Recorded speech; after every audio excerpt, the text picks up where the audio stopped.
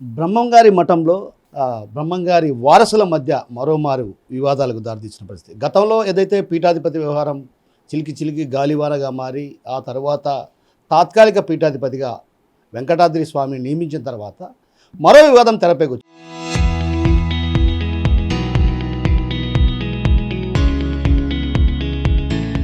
ఏదైతే ఆ ఇంట్లో ఉన్నటువంటి మారుతి మహాలక్ష్మిని ఇంట్లో నుంచి వెళ్ళగొట్టేందుకు ప్రయత్నాలు సాగుతున్నాయి. అందులో భాగంగానే అక్కడ ఏదైతే ఫ్లోరింగ్ పూర్తిగా కూడా త్రవ్వేసినటువంటి పరిస్థితి ఉందంటూ కూడా ఆమె ఆరోపించిన పరిస్థితి. అయితే అసలు పీఠాధిపతి ఎంపిక అయిన తర్వాత ఏదైతే తాత్కాలిక పీఠాధిపతిగా వెంకటాద్రి స్వామి ఎంపిక అయిన తర్వాత ఆ ఇంట్లో ఎవరు ఉండాలి ఏంటి అన్నటువంటి విషయం అడిగి తెలుసుకునేందుకు మనతో పాటు భీమఠం మేనేజర్ ఈశ్వరాచార్య ఉన్నారు. ఆయన అడిగి తెలుసుకునే ప్రయత్నం. చెప్పండి స్వామి, ఎవరు ఉండాలి అసలు?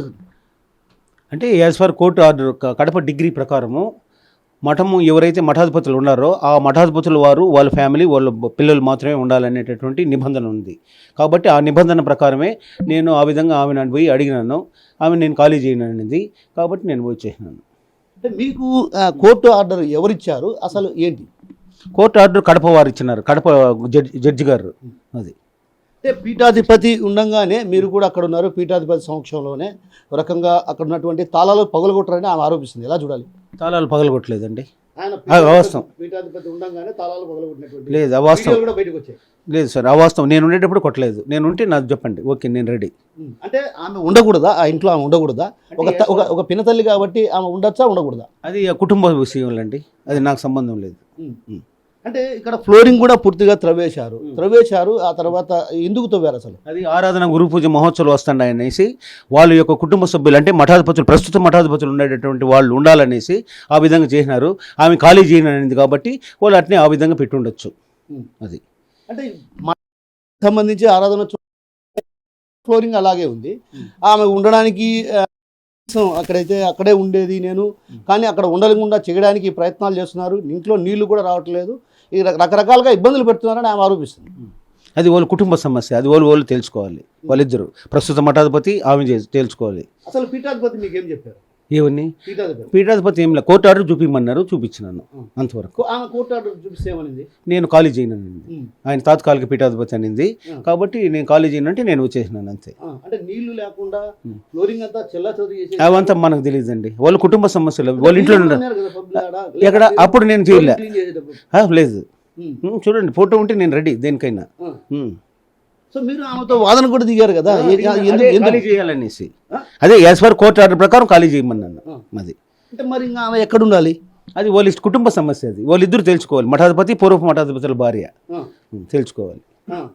అంటే ఇప్పుడు ఆమె ఎక్కడుండేది అనేది వాళ్ళిద్దరు తెలుసుకోవాలి అంతేనండి. మరి ఆమె ఖాళీ చేయనప్పుడు మరి అది వాళ్ళిద్దరు, దట్ ఈస్ కుటుంబ సమస్య అంటున్నాను కదా. నాకు ఈ విధంగా ఇబ్బందులు పెడితే ఆమె బయటికి పోతుందని భావన. అది నాకు తెలియదు అండి. అది వాళ్ళిద్దరి మధ్య సమస్య, అది ఏముండవు వాళ్ళు తెలుసుకోవాలి కదా. అది అంటే బీరువాలు పగలు కొట్టారంట? లేదు, ఐఎమ్ సో సారీ, దానికి అవంతా తప్పది. బీరువాలు పగలు కొడితే అవన్నీ ఆస్తులు ఉన్నాయి కదా. సో ఆమె ఉండకూడదు నిబంధనల ప్రకారం. అది వాళ్ళ సమస్య, కుటుంబ సమస్య. మీరు ఎన్నిసార్లు చెప్పినా అదే మాట అంటాను నేను. నిబంధనల ప్రకారం యాజ్ పర్ ఉండకూడదు. As per court order decree 69లో వచ్చిందనమాట, 1969 కాంప్రమైజ్ డిగ్రీ అనమాట అది. అది సో అంటే ఇప్పుడు ఆమె పిల్లలు ఉన్నారు, చిన్న పిల్లలు, వాళ్ళు ఎక్కడ ఉండాలి? ఇంకా దట్ ఈస్ కుటుంబ సమస్య అండి. 1000 సార్లు చెప్పినా అదే నేను మాట్లాడేది. అది అంటే ఆమె ఖాళీ చేయాలంతే. మీరు అట్టి నేను ఖాళీ చేయమన్ను, వాళ్ళు చెప్పుకోవాలి. అది ఉండాలన్నా వాళ్ళ పిన్నమ్మ ఆమె ఉండాలంటే వాళ్ళు పెట్టుకోవచ్చు. వాళ్ళు చెప్పుకోవాలన్నప్పుడు మీరు చెప్పారు కదా, దట్ ఈస్ మై డ్యూటీ. నేను అధికారికంగా పోయినాను అంతే. ఎక్కడో ఒకసారి అయితే వసతి కల్పించాలి కదా. ఎవరు? అది వాళ్ళు తెలుసుకోవాలండి. నేను వసతి కల్పించలేను కదా, నేనేం చేయలేను కదా. నేను వాళ్ళు మీరేం చెప్పినారో అది నేను చేస్తాను. సో మొత్తం మీద పీఠాధిపతి వ్యవహారం సద్దు మరిగిన తర్వాత మరోమారు ఏదైతే మారుతి మహాలక్ష్మి ఏదైతే గత పూర్వపు పీఠాధిపతి వీరభోగ వసంత వెంకటేశ్వర స్వామి రెండవ భార్య మారుతి మహాలక్ష్మి ఆ ఇంట్లో ఉండకూడదు, నిబంధనల ప్రకారం ఆమె అక్కడ ఉండడం కూడా ఏదైతే కోర్టు కూడా డిగ్రీ ఇచ్చినటువంటి నేపథ్యం కాబట్టి ఖాళీ చేయమని అడిగా. ఆమె ఖాళీ చేయకపోవడంతో రకంగా అక్కడ ఉన్నటువంటి ఏం జరిగిందో నాకైతే తెలియదు, కానీ మొత్తానికైతే నేను మాత్రం పీఠాధిపతి పూర్వపు పీఠాధిపతి రెండవ భార్యకు మాత్రం కేవలం ఏం చెప్పాను, ఖాళీ చేసి వెళ్ళమని చెప్పాము.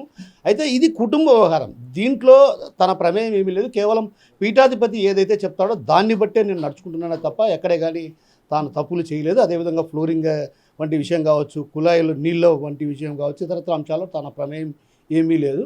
అది కుటుంబ సభ్యులకు సంబంధించినటువంటి అంశం కాబట్టి వాళ్ళు తేల్చుకోవాలి తప్ప తనకు ఎలాంటి సంబంధం లేదన్నటువంటి విషయాన్ని చెప్తున్నారు. ఏది ఏమన్నప్పటికీ కూడా భీమవరంలో మళ్ళీ ఏదైతే వారసుల మధ్య విభేదాలు, అంటే ఒక రకంగా ఎవరు ఇంట్లో ఉండాలి ఏంటన్నటువంటి వాటిపైన కూడా విభేదాలకు దారితీసి కొంత చర్చకు దారితీసిన పరిస్థితి ప్రధానంగా కనిపిస్తుంది. కెమెరా పర్సన్ రాముతో కిషోర్, RTV, కడప. 5 ఏళ్ల నుంచి ఇప్పుడు సోమవారం చెప్పి 6వ సంవత్సరం ఏమీ లేదు. మాకు మటన్ ఏం చేద్దాము ఇప్పుడు. అసలు వాస్తవానికైతే నిజంగా ఇవన్నీ అసలు ఇది అంతా అట్లా కనీసం ఇంట్లోంచి బయటకు వచ్చిందని కాదు, అట్లాంటి దాన్ని ఇంత గబ్బు పట్టిపోయాను. సరే నాకు ఒకటి లెటర్ రాసియండి, దానికి మీరేం చేస్తున్నారో దానికి నేనేం చేయాలో నాకు ఒక లెటర్ రాసియండి. అంటే అది కోర్టులో ఉండదు కదా, అది కోర్టు డిగ్రీ ఉండదు. ఆ కోర్టు డిగ్రీ అన్నీ నాకు తెలియదు, కోర్టు డిగ్రీలు ఇవన్నీ నాకు తెలియదు. మీరు ఏం చేయాలనుకుంటున్నారో దానికి నేనేం చేయాలో ఒక లెటర్ రాసేయండి. మీరు వెంకటాద్రి స్వామి అది కరెక్టే, నేను కాదలేదు. ఇప్పుడు మీరు అదే దానికి మీరు ఏం చేయాలనుకుంటున్నారో దాన్ని నేనేం చేయాలో రాసేయండి అంటున్నాను. అదే దాన్ని డ్రింక్ చేసి పెట్టుకుంటారమ్మా, ఆ పద్ధతిలో ఏమన్నా ఉండండి అని చెప్తాను. మేము నా ఇప్పుడు వాళ్ళ నుంచి బయట పడుకుంటున్నాం పంచలో, కనీసం అసలు ఎంత వాసన ఇక్కడ కొట్టాల్సిన అవసరమే లేదు, అయినా కానీ కొట్టించారు. అంత వాసన వస్తుందంటే అంత వాసన వస్తుంది. నా వాళ్ళు నేను వాసన కూడా చేసుకున్నాను. అది పాములు చచ్చిపోయేంత మందులు కొట్టించినారు దాంట్లో ఇంట్లో. ఇప్పుడు కేసు పెట్టినాను మీద, నువ్వు